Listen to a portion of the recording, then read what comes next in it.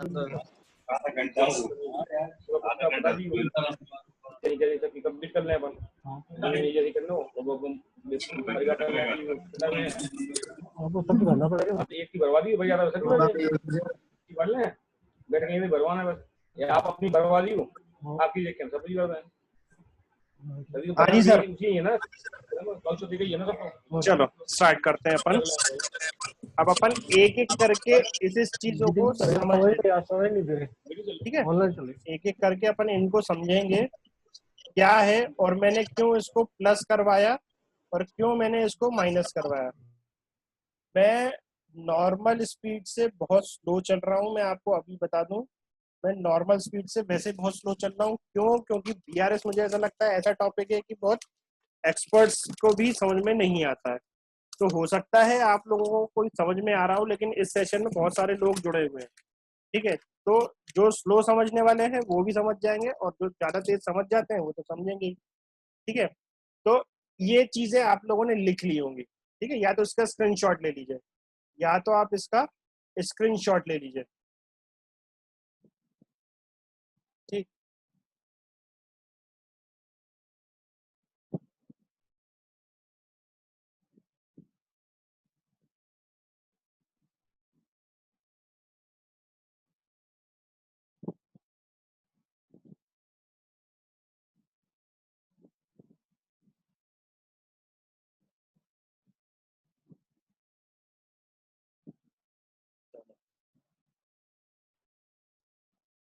अब अपन एक एक करके चीजों को समझ लेते हैं, ठीक है, अपन एक एक करके चीजों को समझेंगे।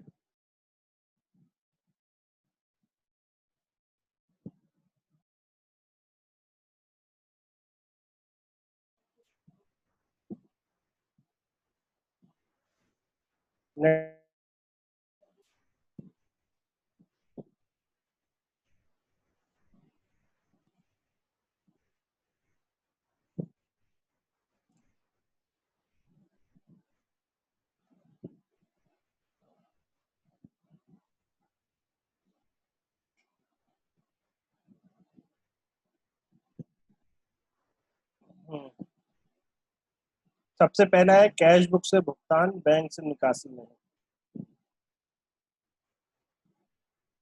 ठीक। ये प्लस क्यों होता है? ये प्लस क्यों होता है? कैश बुक से भुगतान पर बैंक से निकासी नहीं, ठीक है। ये प्लस क्यों होता है सर? इसका सबसे अच्छा एग्जांपल है आपके द्वारा चेक काटा गया, ठीक है। इसका सबसे बेस्ट एग्जांपल है जो आप लोग चेक काटते हैं, ठीक है सर, जो आप लोग चेक काटते हैं। मान लीजिए आप लोगों ने अपना चेक काटा, यानी आप उसे भुगतान साइड लिखेंगे। आप उसे किस साइड लिखेंगे? अपनी कैश बुक में, कैश बुक के राइट हैंड साइड में भुगतान में, ठीक है। यानी अगर मान लीजिए उस चेक के काटने से पहले आपका जो बैलेंस था, शेष जो था बैंक का, उस चेक को काटने से पहले जो था वो था आपका 1,00,000 रुपए, ठीक है। और बैंक का बैलेंस भी कितना था आपका? बैंक का बैलेंस भी हम 1,00,000 लेके चलेंगे, ठीक है। ये बैंक है और ये कैश बुक है।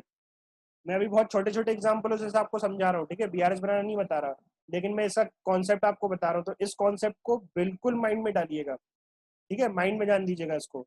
आपने कैश बुक से चेक काट दिया तो आपने अपनी कैश बुक से भुगतान दिखाया, ठीक है। ये भुगतान करा आपने, कितने का भुगतान करा? 10,000 रुपए का, ठीक। आपने अपना भुगतान करा 10,000 रुपए का। अब ये माइनस होगा तो 30 अप्रैल 2020 को शेष कितना रह गया? 90,000 रुपए। और अभी तक वो चेक बैंक में नहीं आया, अभी तक वो चेक बैंक में नहीं लगा। ठीक है, यही है कैश बुक से भुगतान पर बैंक से निकासी नहीं। तो बैलेंस कितना है सर? बैंक का बैलेंस कितना है? 1,00,000 रुपए। बैंक का बैलेंस कितना है? 1,00,000 रुपए। हमने अपनी कैश बुक से चेक की एंट्री कर दी, भुगतान कर दिया, तो मैं अपनी बैंक के कैश बुक को माइनस करूंगा तो कितना बच गया मेरा अंतिम शेष? 90,000 रुपए। परंतु बैंक में कितना शेष रह गया? 1,00,000 रुपए। अब मैं इसका बैंक समाधान पत्रक बनाता हूँ। अभी एक ही एंट्री का बैंक समाधान पत्रक है, तो मेरा अंतिम शेष कितना होगा 30/4 को?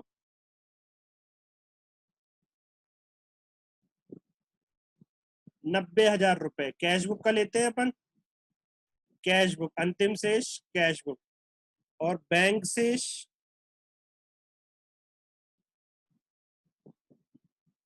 कितना होगा ये आपका? 1,00,000 रुपए। तो इन दोनों का डिफरेंस क्या आ रहा है? प्लस 10,000 रुपए। सबको ये बात समझ में आई कि नहीं आई? अगर नहीं आई तो मैं आपको बहुत अच्छे से दोबारा दोहरा सकता हूँ, कोई प्रॉब्लम नहीं है दोबारा दोहराने में, कोई प्रॉब्लम नहीं है मुझे दोबारा दोहराने में। किसी को नहीं आई हो बात समझ में तो बताइएगा प्लीज।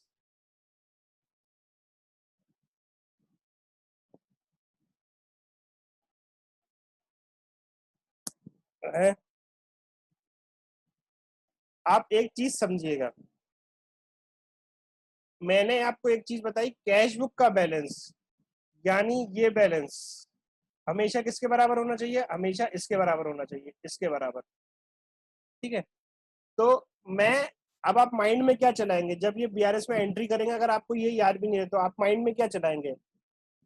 मैं अपने कैश के बैलेंस में क्या प्लस और क्या माइनस करूंगा कि वो मेरा बैलेंस बैंक के बैलेंस से मैच कर जाएगा।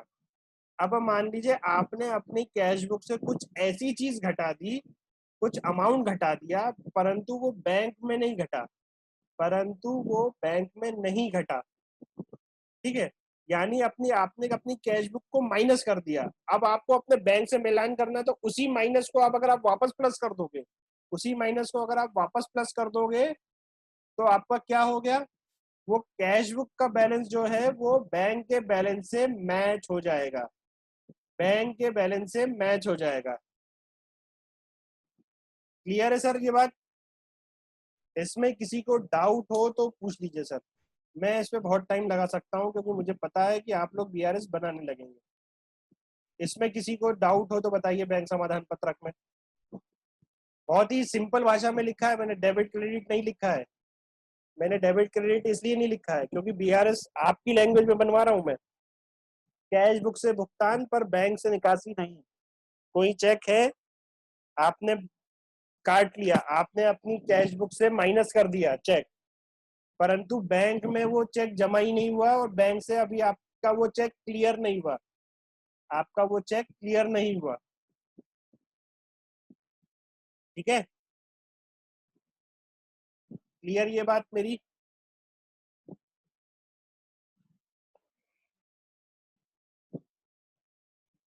शिवरी जी क्लियर है ये बात मेरी? हाँ हाँ सर क्लियर है। क्लियर है? हाँ आ रहा है सर। और अभिमन्यु जी क्लियर मेरी बात? जी सर क्लियर है सर। इसमें कहाँ गए सर? हेलो, अभिमन्यु जी क्लियर है बात मेरी? अर्जुन जी, नवजोत जी, भीमसेन जी, आप यस बोलोगे, आप ग्रीन सिग्नल दोगे तो ही मैं आगे बढ़ूं, क्योंकि क्या है मैं इसको बहुत ही इजी रखना चाहता हूँ। यस सर क्लियर है। Okay sir, thank you so much sir. Sir आवाज आ रही है? चलिए हेलो, नेक्स्ट आते हैं सर।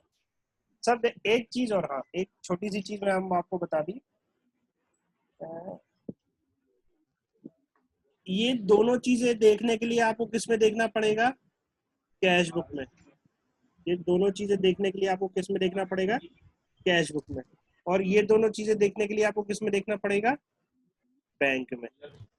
ठीक है, तो मैंने आपको बताया था एक 2 बार प्लस होता है 2 बार माइनस, तो 1 प्लस 1 माइनस कैश बुक का, 1 प्लस 1 माइनस बैंक का। ठीक है, अब नेक्स्ट पकड़ते हैं, कैश बुक में जमा, बैंक में जमा नहीं।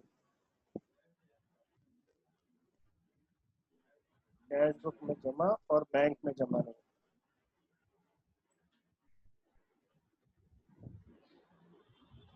कैश बुक में जमा, बैंक में जमा नहीं। यार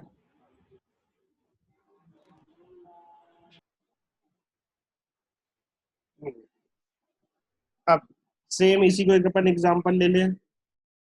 इसका सबसे बेस्ट एग्जांपल होगा, मान लीजिए आपको प्रॉपर्टी टैक्स का, संपत्ति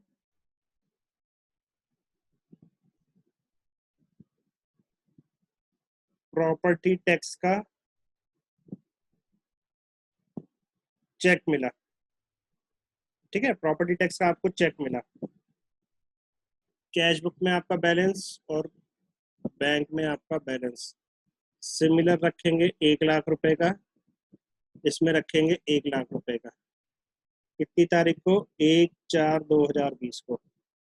ठीक है, चेक जो है वो चेक था मान लीजिए 10,000 रुपए का, तो मैंने अपनी कैश बुक में वो चेक को जमा कर लिया। मैंने अपनी चेक बुक में उसको किस साइड लिखा? आय लिखी, आय। ठीक है, तो ये मेरा बैंक कैश बुक का बैलेंस कितना हो गया? 1,10,000 रुपए, और इसका कितना हो गया? 1 लाख रुपए। ठीक है, ये मेरी आय है। मैंने चेक जो है, जो चेक मुझे प्राप्त हुआ, जो चेक मुझे करदाता से प्राप्त हुआ, वो चेक मैंने बैंक में डाल दिया, उस चेक को मैंने बैंक में डाल दिया। ठीक है, जब मैंने उस चेक को बैंक में डाला, परंतु वो चेक की डेट 3 दिन बाद आएगी, या हो सकता है चेक बाउंस हो, उसके बैंक में कोई बैलेंस ना हो, उसके बैंक में कोई बैलेंस ना हो और वो चेक बाउंस हो गया, तो यानी वो मेरे बैंक के खाते में जमा नहीं हुआ। अब इसका फटाफट वीआरएस बना देते हैं। इसका फटाफट वीआरएस कैसे बनेगा? अंतिम शेष देखूंगा मैं।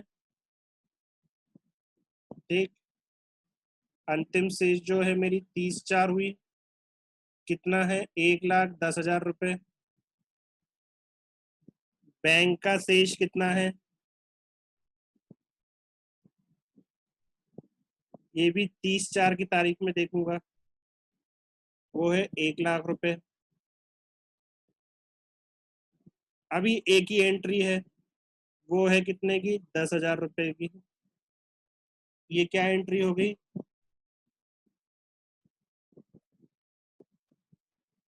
कैश बुक में जमा, बैंक में जमा नहीं।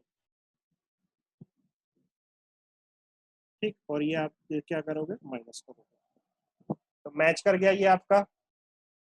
सर आपको केवल एक माइंड चलाना, आपको मेंटेलिटी क्या चलानी है वीआरएस बनाने में? मैं कोई फिगर आपको मिली, मान लीजिए कोई आपको मिला कि ये अमाउंट है, मान लीजिए आपको इंटरेस्ट मिला, बैंक का इंटरेस्ट मिला। ठीक है, तो बैंक का इंटरेस्ट होगा तो जाहिर सी बात है कि आपका बैंक का बैलेंस बढ़ जाएगा। ठीक है, बैंक, अभी अपन एक एग्जांपल के तौर पर बता रहा हूँ, आपको कोई बैंक का इंटरेस्ट मिला जो आपकी कैश बुक में नहीं है, वही एक एंट्री है। अब आपको क्या माइंड चलाना है? इस इंटरेस्ट को, ये जो इंटरेस्ट की अमाउंट है, इस इंटरेस्ट को मैं कैश बुक के बैलेंस में प्लस करूंगा कि माइनस करूंगा, यही सवाल आपके मन में चलना चाहिए। ठीक है, कि मेरा जो बैलेंस है वो उससे मैच कर जाए, वो उससे मैच कर जाए बैंक के बैलेंस से। तो कोई चीज बैंक में प्लस है लेकिन आपकी कैश बुक में प्लस नहीं है, तो आप उसे क्या करोगे? प्लस करोगे, कैश बुक के बैलेंस में प्लस करोगे। अच्छा, कई लोग क्या होते हैं, देखिए आप लोगों के यहाँ अगर बीआरएस बन रहा है तो कई लोग किस कुछ उल्टा कर देते हैं। उल्टा कैसे करते हो सर? उल्टा क्या कर देते हैं कई लोग, आपको हो सकता है कि आपके सामने कोई ऐसा बीआरएस आए जिसमें ये लिखा होगा जो बैंक स्टेटमेंट या पासबुक का बैलेंस है ये ऊपर लिखा होगा, ये यहाँ लिखा होगा और ये यहाँ लिखा होगा, ये आपका यहाँ लिखा होगा और ये आपका कैश बुक का बैलेंस ये यहाँ लिखा होगा सर। तो सर कुछ नहीं होगा, बाकी सब चीजें ऐसे ही आएंगी, बट जो साइन है, जो साइंस है वो उल्टे हो जाएंगे, वो उल्टे हो जाएंगे। कैसे हो जाएंगे उल्टे? ये जो प्लस होता था वो माइनस हो जाएगा, ठीक।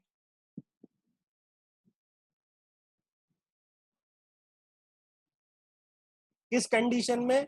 बैंक को अगर मैं ऊपर रखूंगा, कई लोग बैंक के बैलेंस को ऊपर रख के फिर वो ये सोचेंगे कि बैंक के बैलेंस में कितना प्लस करूं कितना माइनस करूं कि मेरा कैश बुक का बैलेंस मिल जाए।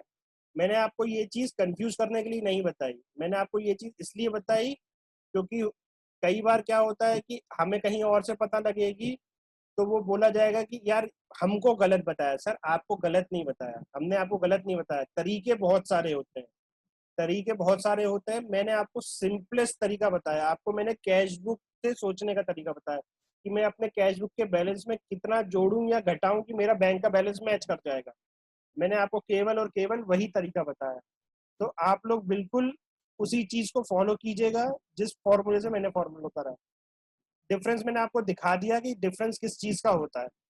डिफरेंस केवल और केवल आपका इसी चीज का हो जाता है, पूरा का पूरी चीजें उल्टी हो जाएंगी बस, क्योंकि आपने बैलेंसेस उल्टे लिख लिए, नीचे की चीज ऊपर लिख ली तो प्लस माइनस हो जाएगा, माइनस प्लस हो जाएगा, ठीक है। तो बैंक का शेष ऐसे जमा हो जाएगा।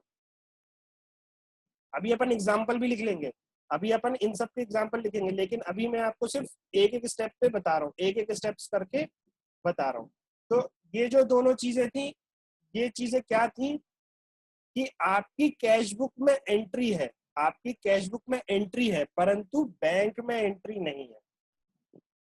आप कैश बुक में जमा की एंट्री भी कहाँ पे होगी? कैश बुक में होगी, है ना। ये सर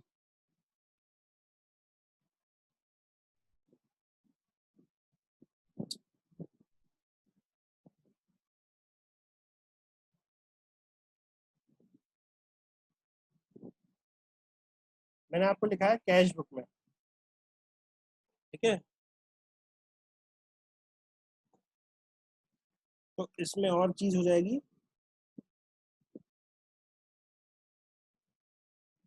कैश बुक में एंट्री है, बैंक में एंट्री नहीं है, बैंक में एंट्री नहीं है, ठीक है। और इसकी क्या हो जाएगी आपकी?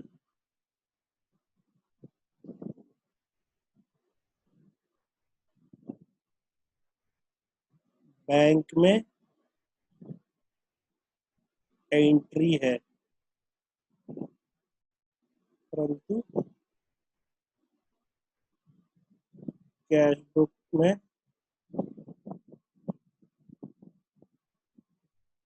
एंट्री नहीं है।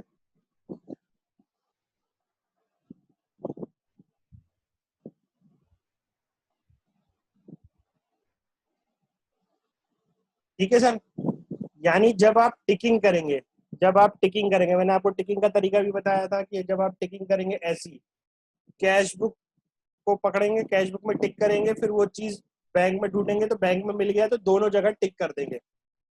आपको कैश बुक में मिल रही है लेकिन बैंक में वो एंट्री नहीं मिल रही, तो यानी वो बैंक कैश बुक में अनटिक रह जाएगी। तो हम लोग क्या करते हैं, हम लोगों का एक छोटा सा तरीका होता है कि जो अनटिक होता है, जो हमें बैंक में नहीं मिला, हम उसमें पेंसिल से गोला बना देते हैं, हम उसको पेंसिल से गोला बना देते हैं। पेंसिल ही यूज कीजिएगा टिकिंग के लिए। पेंसिल से गोला बनाने का मकसद ये होता है कि आपकी कैश बुक खराब नहीं होगी और आपको सामने दिख जाएगा। अगर आप सोचेंगे कि अनटिक अनटिक ढूंढूं तो आपको पहले टिक पे ध्यान रखना पड़ेगा। तो जब भी आप कोई अनटिक हो कोई भी चीज अनटिक हो, है ना, मान लीजिए ये अनटिक है कोई एंट्री की, ये मान लीजिए आपके 10,000 थे कैश बुक में, एक सॉरी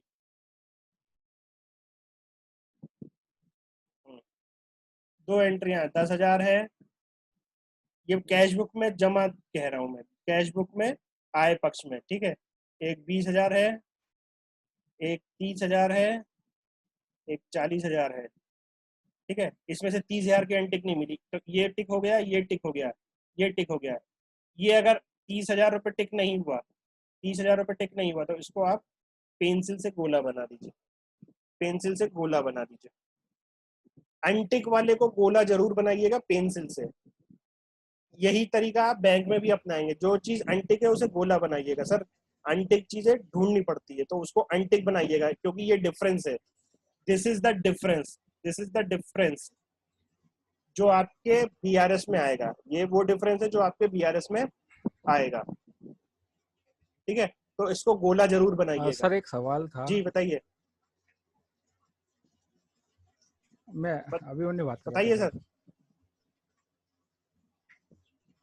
सर एक सवाल था, अभी जैसे हम ई नगर पालिका से केसबुक जनरेट कर रहे हैं, मैनुअली हमने बंद कर दिया। हाँ सर फिर से बोलिए जरा। हाँ सर, अभी हम ई नगर पालिका से केसबुक मतलब उससे केसबुक निकाल रहे हैं, मैनुअली हमने बंद कर दी है जी।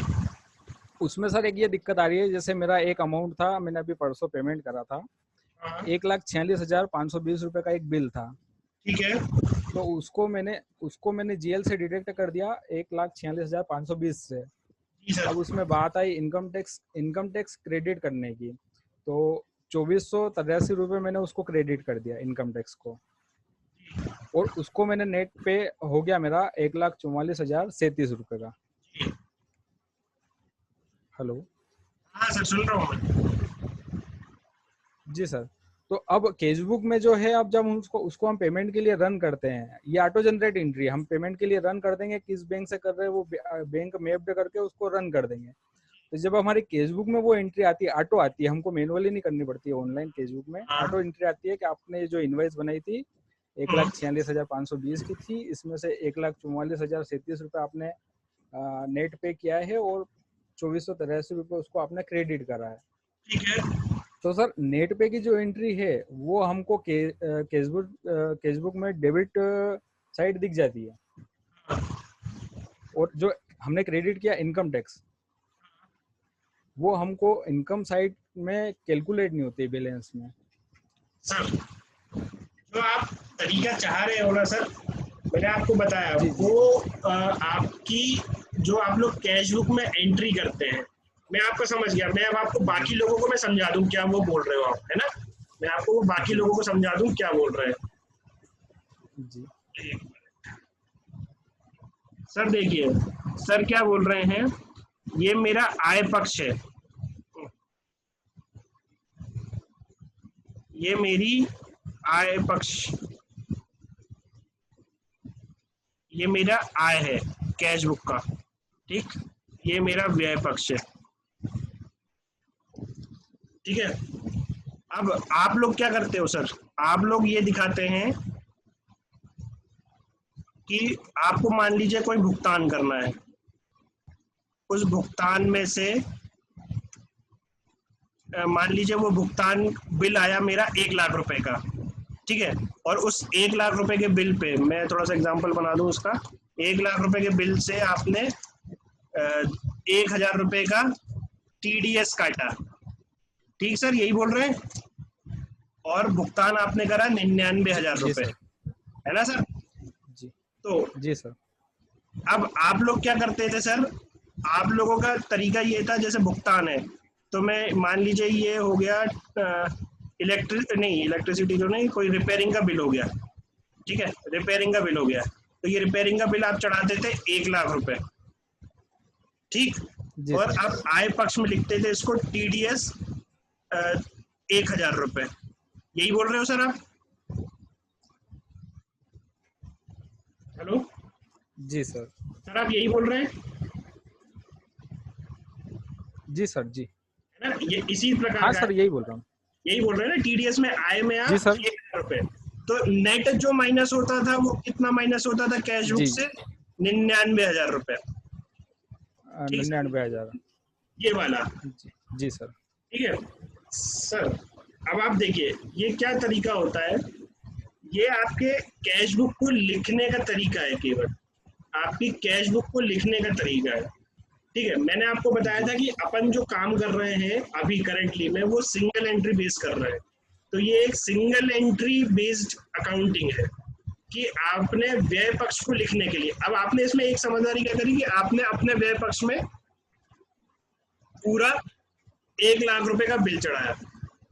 ठीक है, आपने अपने व्यय पक्ष में पूरा 1,00,000 रुपए का बिल चढ़ाया और इस टीडीएस को आपने एक जगह पे कटोतरा दिखा दिया कि कटोतरे होते हैं, है ना, सैलरी की एंट्री में भी ऐसी कटोतरा को लिखा जाता है। ठीक है जी। बट सर क्या होता है, मैंने आपको बताया जब डबल एंट्री पे आते हैं हम, तो कैश बुक जो होती है सर, वो कैश बुक केवल और केवल बैंक और कैश के लिखने के तरीके पे होती है। अब आप समझिएगा इसका डिफरेंस कहाँ आता है, इसका मैं डिफरेंस आपको बताता हूँ। जो आप बोल रहे हो, अब होता क्या है, अब जो कैश बुक लिखी जाएगी, आप टैली पे भी देखोगे, अगर आप टैली पे भी अगर आप सिर्फ कैश बुक देखेंगे तो टैली में क्या दिखाएगा, वो रिपेयर का दिखाएगा, वो रिपेयर नहीं दिखाएगा एक्चुअली में, वो बताएगा पेमेंट, भुगतान बताएगा, पेमेंट, है ना, वो पेमेंट कितना बताएगा, वो 99,000 रुपए बताएगा। ठीक सर, यही बोल रहे हो आप। अब आपने अगर मतलब ई नगर पालिका में एंट्री करोगे या टैली पे एंट्री करोगे तो ये 99,000 रुपए बताएगा। सर क्या होता है, हम कैश बुक में बिल को एक्रूअल बेसिस नहीं चढ़ाते हैं, लेकिन टैली या आप ई नगर पालिका जब चढ़ाते हैं, जब मैंने आपको एक एंट्री बताई है, मैंने आप लोग को एंट्री क्या बताई है सर, जब भी आपको बिल चढ़ाना है, बिल रेस की एंट्री मैंने आपको बताई है, वो मैं याद दिला देता हूँ आपको। बिल रेस की एंट्री बताई है मैंने आपको, क्या, रिपेयर अकाउंट डेबिट। ठीक है, रिपेयर अकाउंट डेबिट कितने से गया, 1,00,000 रुपए से। 1,00,000। ठीक, टू बैंक कितने से गया सर, ये क्रेडिट होगा 99,000 रुपए से। जी। और टू टीडीएस क्रेडिट कितने से गया, 99,000 रुपए से। सॉरी 1,000 रुपए, हाँ सॉरी 1,000 रुपए से गया।